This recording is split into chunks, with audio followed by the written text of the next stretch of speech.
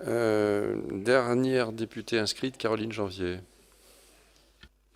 Merci Monsieur le Président et merci Madame pour ces éclairages très intéressants. Je voudrais notamment, parce qu'évidemment ce qui nous occupe en ce moment et dans les semaines à venir, dans nos commissions respectives, ce vont être le PLF et le PLFSS, mais sur lesquels il vous est aujourd'hui difficile évidemment d'avoir un avis. Je voudrais revenir sur sur ce que vous avez exprimé au niveau européen. Je trouvais intéressant pour siéger également à la Commission des affaires européennes votre vision politique qui, vous l'avez bien précisé, doit être tout à fait dissociée du travail d'évaluation du Haut Conseil. Mais vous devez néanmoins transmettre vos avis aux institutions européennes.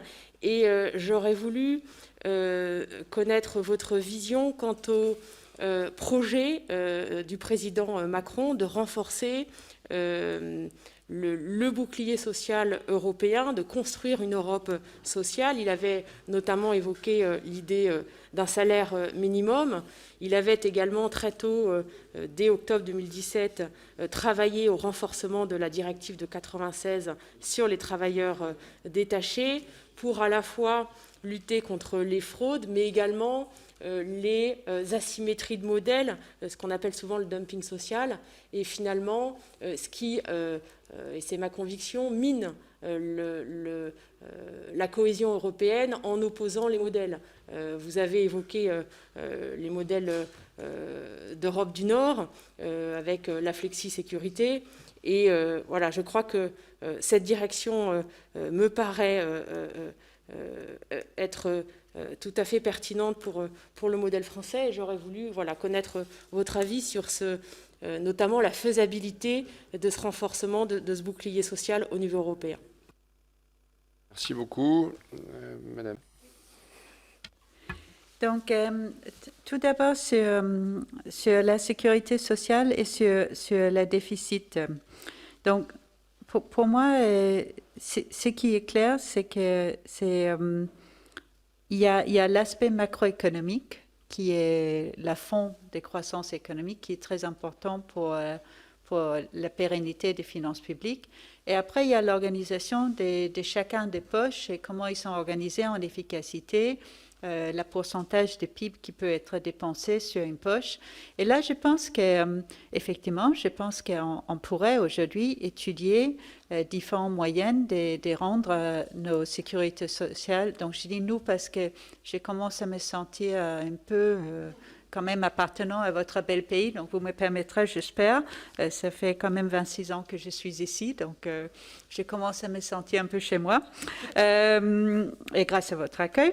Et donc, je pense que, par exemple, donc c'est un peu anecdotique, mais je les mentionne, je trouve quand même très positif que là, pendant la crise sanitaire, on a pu prendre rendez-vous avec son médecin par Internet, par vidéo.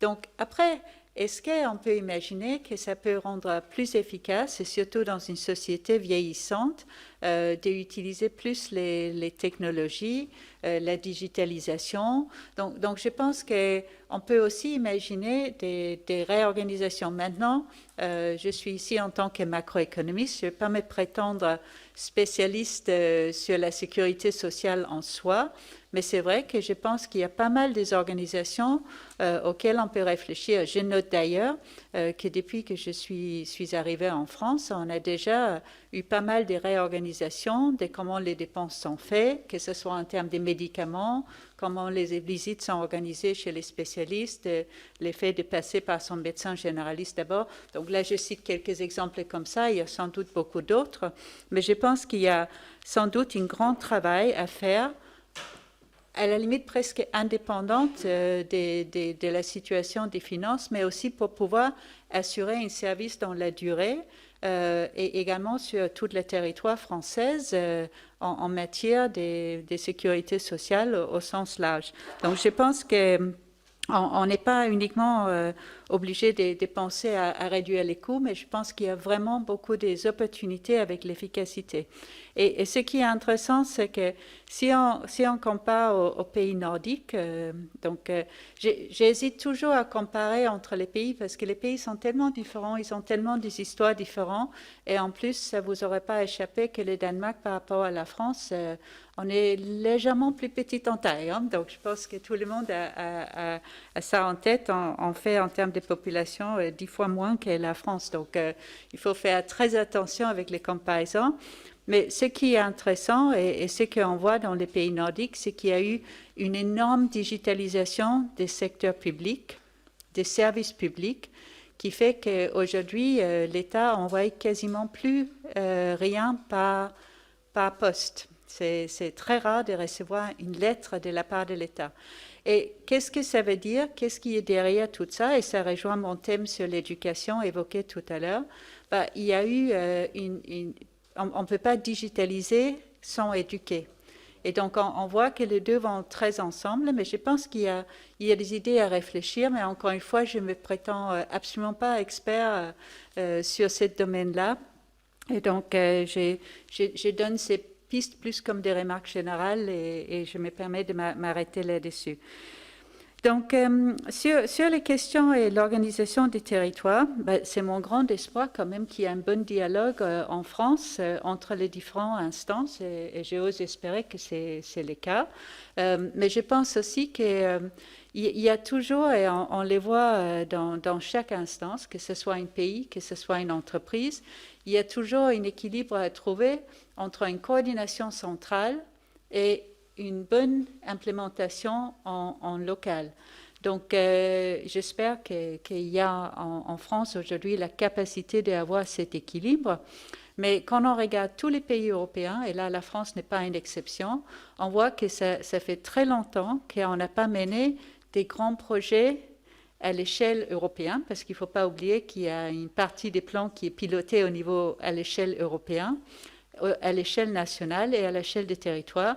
Ça fait très longtemps qu'on n'a pas opéré de la même manière des grands projets d'investissement avec une ambition de vitesse comme on a aujourd'hui dans beaucoup de pays. Et là, c'est un de mes inquiétudes aujourd'hui, c'est sur notre capacité d'implémentation. Et effectivement, s'il y a des frictions dans les systèmes, des différentes instances qui discutent, ça pourrait être un frein à cette implémentation. Donc, je pense que c'est absolument critique et très important aujourd'hui de pouvoir aller vite. Et c'est vrai qu'il y a une certaine centralisation, ça pourrait permettre ça, mais en même temps, sans dialogue en local, ça sera extrêmement problématique à mon sens. Et dernière question sur l'Europe. Donc, je ne sais pas, Monsieur le Président, si je suis déjà allé trop loin en exprimant un peu mon opinion sur l'Europe. C'est possible. C'est toujours le cas pour les membres du Haut Conseil. On pose beaucoup de questions au Premier Président ou au Président du Haut Conseil qui n'ont rien à voir avec les compétences du Haut Conseil. C'est aussi le cas pour vous. Donc, je pense que je vais me permettre de m'arrêter là. Mais effectivement, je peux seulement dire que je pense que un des points clés dans n'importe quelle société, c'est un sentiment de justice. Et ça, c'est vrai, ce sentiment de justice, et c'est vrai dans tous les êtres humains, et c'est vrai en France, et c'est vrai entre les pays européens aussi, et il me semble que c'est un peu ce type d'idées que vous évoquez. Merci beaucoup, Madame. Donc, d'abord, nous vous remercions.